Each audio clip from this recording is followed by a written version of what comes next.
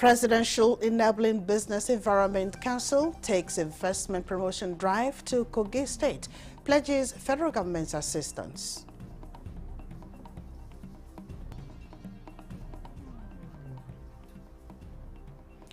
Controller General of Customs Adewale Adeniyi emerges Chairman World Customs Organizations Council in Brussels, Belgium.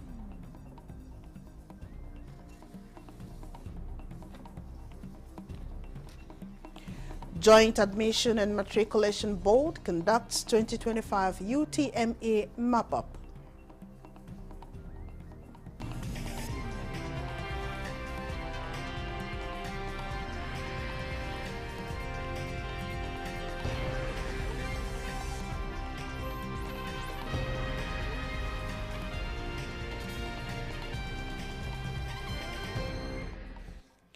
A warm welcome to the News Desk at 6 on NTN News 24, coming to you live from Abuja. I am Minna Daniels. Director General, Presidential Enabling Business Environment Council, Zara Mustafa Audi, has launched the Ease of Doing Business in Kogi State with the aim of transforming the state into a model for economic prosperity. Ajibola Christopher reports. To the best of my knowledge, Kogi State is the best to launch its own enhancing the ease of doing business framework. The Presidential Enabling Business Environment Council, in conjunction with the State Action on Business Enabling Reform Program, has earmarked $750 million for a 3-year performance-based intervention in conjunction with the World Bank's technical team and the Presidential Enabling Business Environment Council. The program seeks to sensitize and strengthen the implementation of business enabling reforms covering land administration, regulatory framework for private investment infrastructure, and investment promotion tax administration. I've completed like 12 states, and so far Kogi State is the only state that has an ease of doing business roadmap of its own, and this is extremely amazing to see because it shows the level of seriousness and the level of commitment. We do continue to implore the state to improve on some of the critical indicators. Representative of the state governor, who is the chief special advisor on economic matters, Aliu Ndasalami, commends the Presidential Enabling Business Environment Council for making Kogi State part of the vision for sustainable business environment, promising effective collaboration to enhance ease of doing business. We have made some progress. There's a lot more grounds to be covered. So as a focal person, I'm going to work with the entire team and indeed the invaluable support from the DG PEBEC to ensure that Kogi State stands and be counted on this presidential initiative. With the support of this DG and the focal person from the state, my office and these two people will collaborate to push forward to make a business environment more easier for our people. The Presidential Enabling Business Environment Council is driven towards positioning Kogi State as investors' destination, creating a friendly business environment that promotes growth, innovation, and sustainable economic development. Ajibola Christopher, NT News. Controller General of Customs Adewale Adeniyi has been unanimously elected as chairperson of the World Customs Organization Council, the highest decision-making body in global customs administration, at its 145th and 46th WCO Council meeting today at the WCO headquarters in Brussels, Belgium. Kunle Adeyeye reports. Nigeria's Comptroller General of Customs Adewale Adeniyi succeeds Edward Kiswetter, Commissioner of South African Revenue Service. He emphasized that Nigeria and Africa will use the new role to exhibit competence by actively implementing World Customs Organization's ongoing modernization efforts and the 2025 to 2028 strategic plans. The chief custodian of Nigerian borders is expected to provide strategic leadership to the World Customs Organization's policy, commission, steer the global customs agenda, and facilitate high-level discussion on trade facilitation, revenue optimization, security, cross-border cooperation, and digital transformation. I want to give you assurance that I've followed all of those in the last 2 years, and it is my intention, with your support and the support of the Secretariat, that we will follow the same trajectory. We've taken a number of decisions, Government Policy Commission, ratified by Council. We have identified very, very clearly what our priorities will be under the Strategic Plan 2025-2028. With your assistance, with your support, we will follow through the implementation of all of this plan, and we hope to break new grounds in the years ahead. He will play key diplomatic roles at high-level global fora and strengthen relationship with external partners such as private sector, international donor bodies, and multilateral trade institutions, with Nigeria poised to drive customs reform conversation across the global south, especially in the areas like Africa Continental Free Trade Area implementation, illicit trade suspension, and technology adoption. Kunle Adeyeye, NTA News. The need for government at all levels to improve and as well as manage revenues from the country's natural resources was on the front burner at a media briefing in Abuja. National Coordinator of Publish What You Pay in Nigeria, Erisa Danladi, said global economic challenges and the shift to cleaner energy make it more important than ever for Nigeria to use its oil, gas and mineral wealth responsibly. The global energy transition also has implications for the stability of Nigerians' oil-based revenue flows and for the global demand of our critical minerals endowments. This presents both an opportunity and a risk, and it could be the latter if Nigeria does not step up on its transparency and accountability commitment. The group emphasized that the Petroleum Industry Act passed in 2021 is a positive step, but noticed that delays in its full implementation, especially around host community trust funds, need to be resolved. Concerns about unregulated mining and support in the ongoing review of the country's mining laws are necessary ingredients going forward. And the need for a holistic electoral reform agenda ahead of the 2027 elections is key towards deepening the nation's democracy. Election stakeholders brainstormed the way forward at a roundtable and presentation of the report on the state of electoral integrity in Nigeria. Timothy Yusuf reports. Gathered here are election stakeholders comprising the election management body, political parties leaders and civil society organizations community.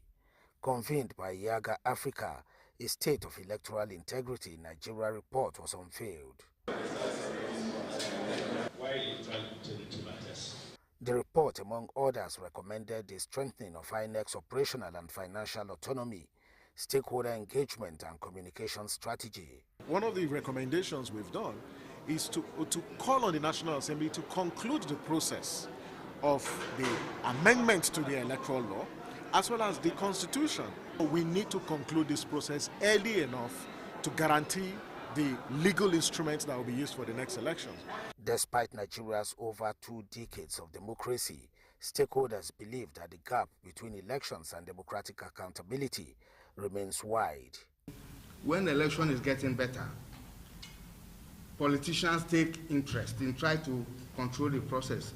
The problem we are dealing with is that political control and what it does to continuous improvement. One of the reasons we were all looking at is the failure of the politicians who win election to look back at the people after winning election.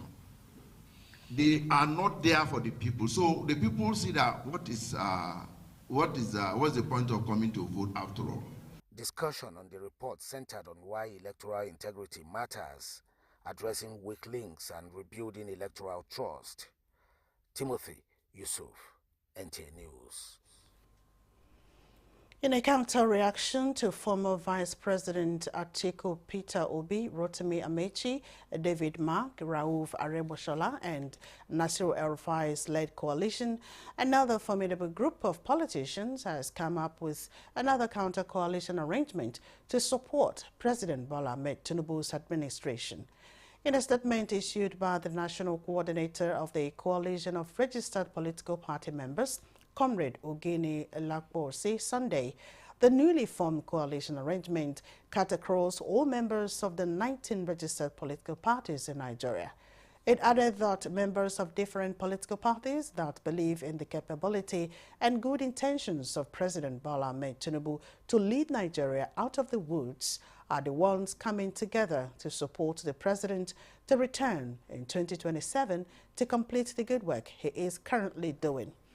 The major aim and objective of the coalition of registered political party members is to work very hard to convince the electorates to return President Bola Ahmed Tinubu to Aso Rock as the President of Federal Republic of Nigeria in 2027 through massive and unprecedented votes across the nation.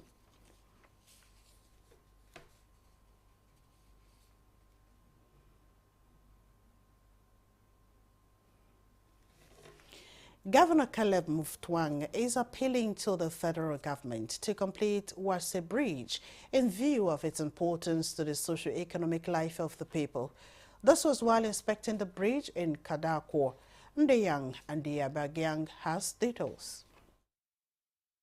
The Wase Bridge is the only road linking Wase to Lantan North and other local government areas of the state.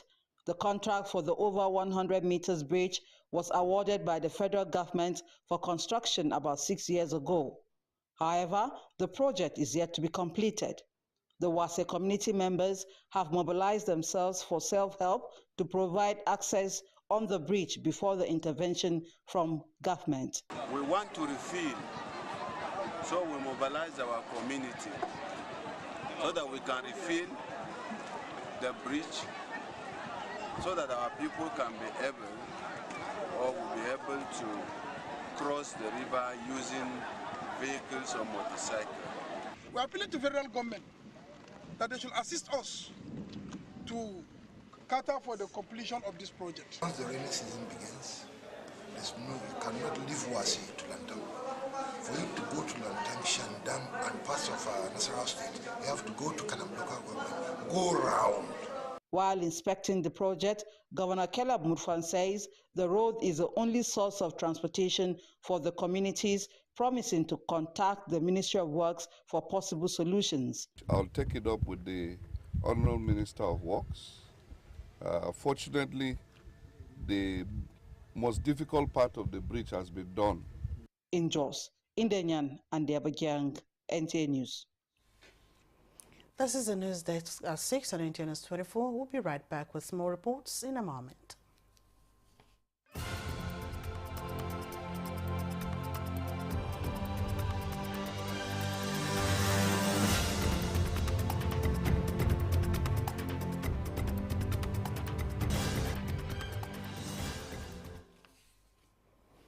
Welcome back. In a world often filled with conflicts, unfairness and division, people are coming together with one clear message: let's work for peace. Leaders, peace ambassadors and citizens from across Nigeria and beyond gathered to discuss real ways to build a more peaceful world. Thomas Obetere reports that the event was organized by the Association of United Nations Ambassadors for Peace.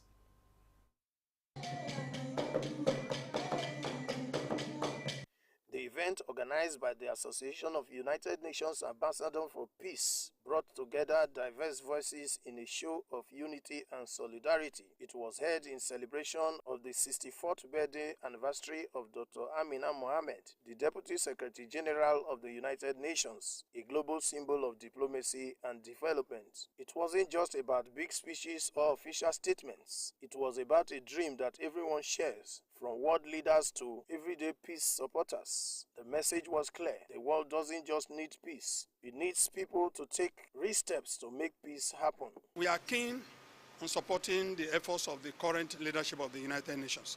And that's why we keep training international peace advocates and development catalysts. So every now and then we organize this free workshop to arm people with the skills, with the knowledge, and with the experiences they require to contribute towards a better global society. Participants from different backgrounds spoke up, calling for unity, fairness, and working together. Not just an end to criminality, but a world where kindness and justice are part of everyday life. It is achievable when we agree to drop weapons. And when we say yes, we can be one. And we can cooperate with one another. It is very, very possible to live in peace. Global peace is possible when man will not become a wolf to other man. When man sees his manness in other human beings. Immediately we go back to that root. Then we will start from self and accept other selves. The event witnessed the induction of new peace ambassadors, including the First Lady of Cross River State, who was represented by Sarah Edet. She was honored for her commitments to community development and peace advocacy. From the global stage to our local communities, the call is clear. Achieving global peace is possible, but only if we all play our parts. In Abuja, Thomas Ogbetere, NTA News. And for thousands of candidates who missed the main 2025 Unified Tertiary Matriculation Examination, today's mop-up was their second chance, but the turnout fell far below expectations. Only 12% of the 98,232 candidates scheduled for the mop-up exam nationwide showed up. JAMB Registrar Professor Ishaku Loide confirms the figure while monitoring the exercise at two computer-based test centers in Abuja. Now, here in Asokoro, where we expected 1,000 today, and in 4 sessions. The first session, they have less than 20. Second session, 15. So it's out of 250. And you can see even the third session, those waiting outside for the third session, they will not be up to 20. So, but we are not surprised. He explains that the unusually large mop-up pool followed widespread reports of absenteeism during the main exam. JAMB, he says, opted to give every affected candidate a second opportunity while collaborating with security agencies to identify and arrest impersonators behind exam fraud. Some information that we could use to really apprehend those who are impersonating in particular. So we now felt that it's better to keep the door open as wide as possible, at least to apprehend. But you can see, because for that now, because those who are in custody probably will have notified those who are outside. And you can see that the performance throughout the country is far, far below what you expect. Professor Loide added that parents who bankroll malpractice schemes will also be investigated and, if found culpable, prosecuted alongside the candidates. JAMB says results of the examination will be released within 48 hours and no further receipt is planned for the 2025 admission cycle. And as part of measures to promote literacy in the country, a non-governmental organization, 6Pm Foundation for Sustainable Health and Environment, has organized a debate competition for schools in Imo State. And the topic is recycling single-use plastics better than banning them. Beatrice Anyam has details of the debate competition. The school's debating competition held in Owerri, Imo State by the 6Pm Foundation for Sustainable Health and Environment in collaboration with Rotary Club International, District 9142, is to commemorate the 2025 World Environment Day, marked recently by the international community with the theme Ending Plastic Pollution. The competition featured 15 public and private secondary schools in the state who either proposed or speak against the topic. Recycling single-used plastics is better than banning them. The Great Insight High School took the first position, while Owerri Girls Secondary School and Imo Girls College Owerri emerged second and third, respectively.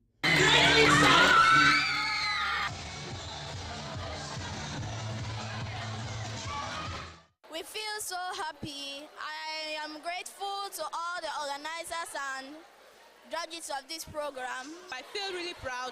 Being second is not a bad thing. At least you made an attempt, and I know there will be next year to compete again. So I am proud that I learned some things from this topic. The founder, 6Eco Foundation for Sustainable Health and Environment, Dr. Chimereme Ohajinwa, says the exercise is aimed at educating the students on the impact of the environment on human health and helping them to broaden their knowledge and to develop public speaking skills. We are here today to raise the consciousness of the children on environmental issues that are happening globally. So this year, World Environment Day is ending plastic. They are discussing this topic everywhere globally. So it's important that in a way that the children also are aware of what is going on. We are excited to see that 6Eco Foundation is interested in imbibing the culture of debating whilst exposing our young ones, our young generation, to the dangers of plastic pollution. It's the first to be held in Owerri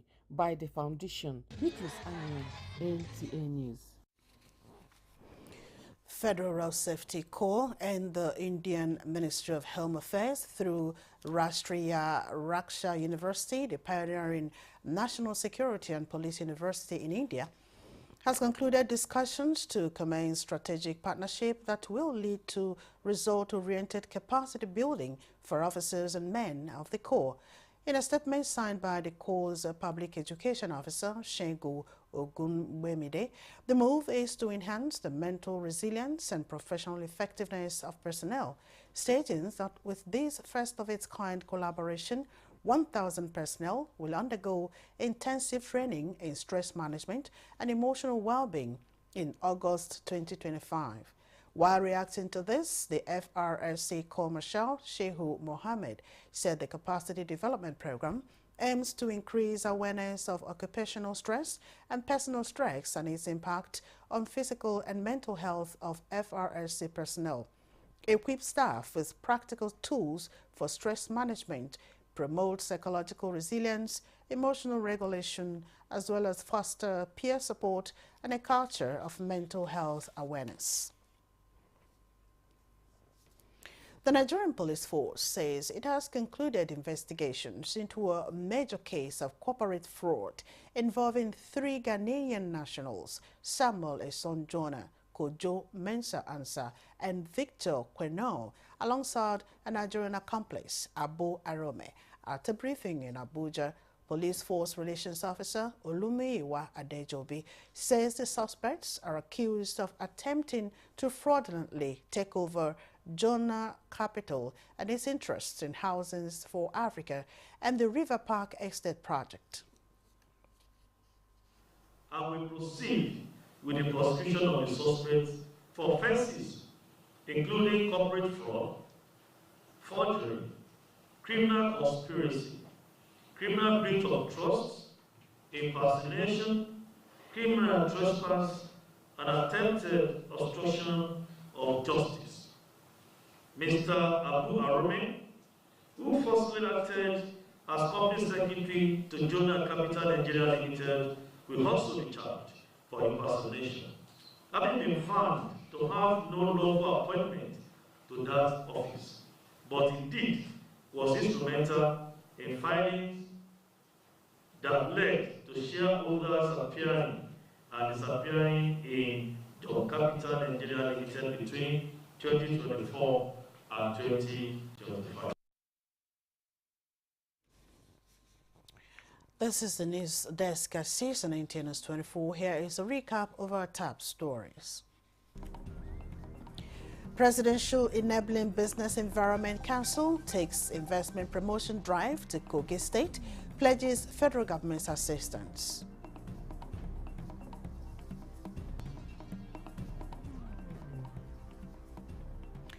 Controller General of Customs Adewale Adeniyi emerges Chairman, World Customs Organizations Council in Brussels, Belgium.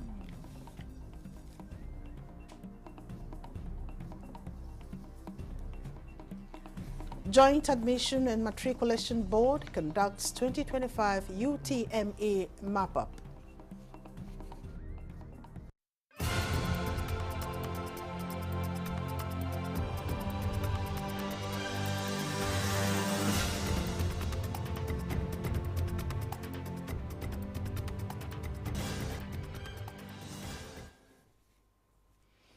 That concludes the news desk at 6 and 18 24. Thanks for watching. I am Mina Daniels.